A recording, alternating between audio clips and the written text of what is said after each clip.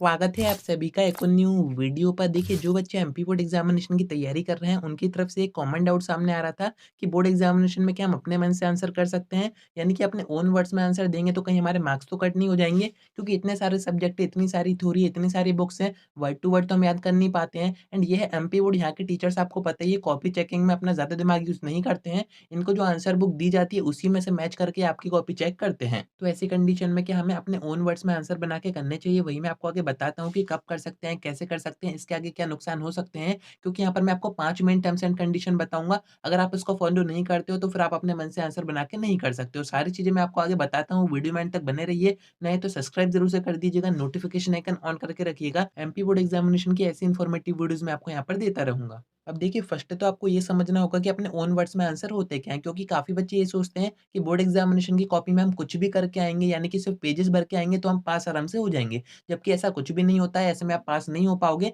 Own words में answer का meaning ये होता है कि अगर आपने कोई चीज़ समझ रखी है, आपको वो चीज़ हिंदी में पता है एंड आप उसको इंग्लिश में कन्वर्ट करके समझा सकते हो, ये करेक्ट मीनिंग होता है ओन वर्ड्स आंसर का। अगर आप ऐसा करोगे तो कहीं पर आपके मार्क्स नहीं काटे जाएँगे। अब मैं आपको बताता हूँ कि आप अपने ओन वर्ड्स में आंसर कर सकते हो या फिर नहीं कर सकते हो। तो यहाँ पर आपको एक मेन पॉइंट समझना होगा, एमपी बोर्ड एग्ज़ामिनेशन में बैठेंगे पूरे एमपी के बच्चे एंड जितने भी बच्चे बैठेंगे उनकी बोर्ड एग्ज़ामिनेशन की जो कॉपीज़ रहेंगी, वो गवर्नमेंट स्कूल्स के टीचर ही चेक करेंगे, यानी कि एमपी बोर्ड के जो टीचर्स हैं वही चेक करेंगे। आपके प्राइवेट स्कूल्स के टीचर वो कॉपी नहीं चेक कर सकते। अगर वो जाना चाहें तो जा सकते हैं, एमपी बोर्ड उनको कुछ फीस वगैरह भी देता है, पर ये अपना मेन टॉपिक नहीं है। मैं आपको ये समझाना चाह रहा हूँ कि जो भी टीचर हो, जो भी आपकी कॉपी चेक करेगा, उसको ये नहीं पता है कि आप कौन-सी बुक से पढ़ाई कर रहे हो। आप एनसीईआरटी से पढ़ाई कर रहे हो, आपने परीक्षा बोर्ड या फिर परीक्षा दिन से पढ़ाई की है या फिर आपने कोई गाइड वगैरह से पढ़ाई करी, उसको ये नहीं पता है। वो बस ये जानता है कि किस सब्जेक्ट की कॉपी है, बच्चे ने कौन से क्वेश्चन अटेम्प्ट किए हैं एंड उसको कितने मार्क्स देने हैं। उसको आपके बारे में कुछ भी नहीं पता है, बच्चा कौन है, कहाँ से है, कौन-सी डिस्ट्रिक्ट से है, कौन से स्कूल से है, ये सब उसको नहीं पता होता है, उसको बस कॉपी चेक करनी होती है।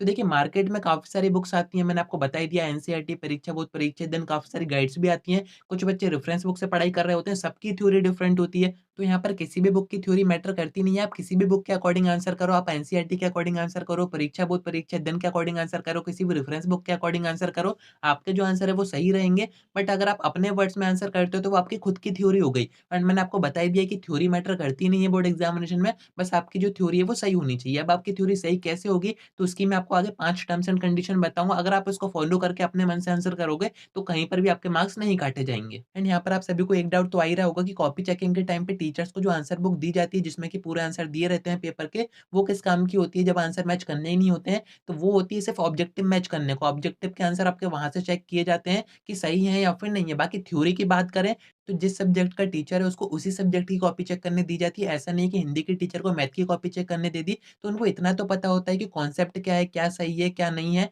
तो वो उसी के अकॉर्डिंग आपको मार्क्स देते हैं। तो यहाँ पर आपको एक चीज़ तो समझ में आ गई होगी, थ्योरी मैटर करती नहीं है, अब वो चाहे आपकी खुद की हो या फिर किसी बुक की हो। आप बोर्ड एग्ज़ामिनेशन में अपने ओन वर्ड्स में भी आंसर कर सकते हो, कहीं कोई दिक्कत नहीं है। अब उसके 5 टर्म्स एंड कंडीशन है जो कि मैं आपको बता देता हूँ। फर्स्ट कंडीशन है कि सब्जेक्ट आपका थ्योरेटिकल होना चाहिए, ये तो आपको पता ही होगा। 2 तरह के आपके सब्जेक्ट होते हैं, एक होता है थ्योरेटिकल जिसमें कि मैक्सिमम थ्योरी होती है, दूसरा होता है आपका न्यूमेरिकल जिसमें कि मैथ्स वगैरह आ जाती है या फिर आपकी फिजिक्स, केमिस्ट्री आ जाती है जिसमें कि आपके न्यूमेरिकल्स आते हैं। तो 2 तरह के सब्जेक्ट होते हैं, तो जो सब्जेक्ट थ्योरेटिकल है यानी कि जिनमें थ्योरी ज़्यादा है, आप बस उनमें ही अपने ओन वर्ड्स में आंसर कर सकते हो। बाकी आपके जो न्यूमेरिकल सब्जेक्ट है उनमें आप अपने ओन वर्ड्स में आंसर नहीं कर सकते हो। ये तो आप खुद ही सोचिए कि अगर कोई न्यूमेरिकल रह गया तो उसको आप अपने ओन वर्ड्स में कैसे करोगे? तो फर्स्ट कंडीशन यही कहती है कि अगर आपका सब्जेक्ट ही थ्योरेटिकल है तो आप अपने मन से आंसर कर सकते हो। जैसे आर्ट्स स्ट्रीम के जो मैक्सिमम सब्जेक्ट होते हैं वो थ्योरेटिकल होते हैं, कॉमर्स में भी आपके 3 सब्जेक्ट थ्योरेटिकल होते हैं। बाकी अगर आपकी फिजिक्स, केमिस्ट्री, मैथ है, तो यहाँ पर आपको थोड़ी बहुत दिक्कत हो सकती है। 10th में आपका सोशल साइंस हो गया, तो ऐसे कुछ सब्जेक्ट हैं इसमें आप अपने मन से आंसर कर सकते हो। बाकी आपके जो 2 मेन कॉमन सब्जेक्ट होते हैं हिंदी और इंग्लिश, इनमें तो आपको वैसे भी ज़्यादा मेहनत करने की ज़रूरत नहीं है।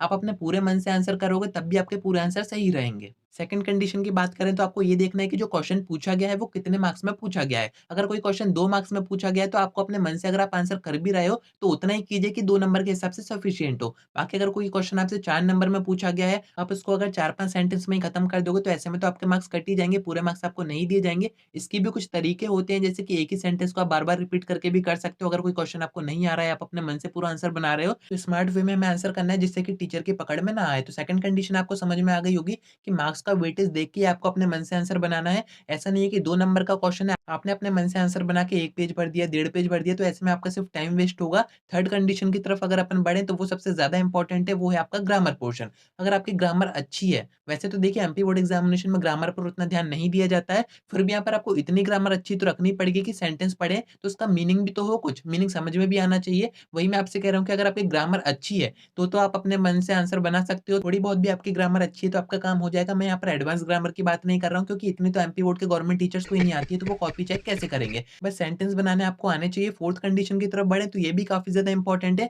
मन से अगर आप आंसर कर रहे हो, ओन वर्ड्स में कर रहे हो, तो ऐसा नहीं है कि टॉपिक से हट के आप कुछ भी वहाँ पर करके आ जाओगे और आपको मार्क्स दे दिए जाएँगे। ऐसा कुछ भी नहीं होता है। पेजेज़ भरने के मार्क्स आपको एमपी बोर्ड में नहीं दिए जाते हैं। आपसे जो टीचर है वो भी थोड़े से समझदार हो गए कि बच्चा कॉपी भर रहा है, इसको मार्क्स हम क्यों दें? तो फोर्थ कंडीशन यही कहती है कि जो पूछा गया है उसी का आपको आंसर बनाना है मन से। ऐसा नहीं है कि पूछा कुछ और गया है, आप आंसर कुछ और ही बना रहे हो, तो ऐसे में भी आपको मार्क्स नहीं दिए जाएँगे। टॉपिक जो आपको दिया गया है उसी पर आपका पूरा डेटा होना चाहिए। कुछ मेन पॉइंट्स भी अगर आपको इसके बारे में याद है तो आप पूरा आंसर बना सकते हो और यहाँ पर आप अपना थोड़ा-सा दिमाग भी यूज़ कर सकते हो कि ऐसा होना चाहिए, वैसा होना चाहिए। जो चीज़ सही होनी चाहिए वैसा आप अपना आंसर बना सकते हो। आपको पूरे मार्क्स दिए जाएँगे, कहीं पर भी कोई भी मार्क्स नहीं काटे जाएँगे। क्योंकि थ्योरी में एक चीज़ अच्छी होती है कि पूरी थ्योरी कोई नहीं पढ़ता है। जो फिफ्थ कंडीशन है वो इसी के ऊपर बेस है कि आपकी मेन हेडिंग तो सही होनी चाहिए। अगर आपकी हेडिंग सही है तो अंदर आप डेटा कुछ भी भर दो, किसी को इतना टाइम नहीं है कि वो पूरी थ्योरी पढ़ेगा। बस आपकी हेडिंग सही होनी चाहिए, हेडिंग को आप थोड़ा-सा हाइलाइट कर सकते हो जिससे कि टीचर का ध्यान बस हेडिंग पर रहे, अंदर उसका ध्यान ना जाए। अभी आप जो पढ़ाई कर रहे हो, रिवीजन कर रहे हो, खासकर थ्योरेटिकल सब्जेक्ट का, तो इन पाँचों कंडीशन को ध्यान में रख के कीजिए क्योंकि इतनी ज़्यादा थ्योरी है, आप वर्ड टू वर्ड तो वैसे भी नहीं कर पाओगे आंसर, तो आप अपने मन से ही आंसर कीजिए, वहाँ पर कहीं भी कोई भी दिक्कत नहीं आती है। ऐसे में आपके ऊपर प्रेशर भी नहीं होता है कि हमें जो बुक में दिया गया है वैसा का वैसा आंसर करना है। मेन हेडिंग पर ज़्यादा ध्यान दीजिएगा, हेडिंग आपकी सही होनी चाहिए एंड आपने जो आंसर करे हैं उसका टॉपिक से जुड़ा कुछ ना कुछ मीनिंग होना चाहिए क्योंकि वर्ड टू वर्ड तो कोई भी नहीं कर पाता है, तो यहाँ पर आपको परेशान होने की ज़रूरत नहीं है, अपने मन से आप आंसर करेंगे तब भी सही रहेगा। तो उम्मीद है कि आपको सारी बातें समझ में आ गई होंगी। आज की वीडियो में इतना ही। कोई डाउट आता है या फिर बोर्ड एग्जामिनेशन के बारे में आपको कुछ और जानना है तो आप अपने-अपने टॉपिक कमेंट कर सकते हैं। मैं कोशिश करूँगा कि उन सभी के ऊपर वीडियोज़ कवर करके आपको दे दूँ। एंड एक और अच्छा ऑप्शन है कि आप मुझसे इंस्टा पर डायरेक्ट डीएम करके बात भी कर सकते हैं, वहाँ पर भी मैं आपको आंसर कर दूँगा।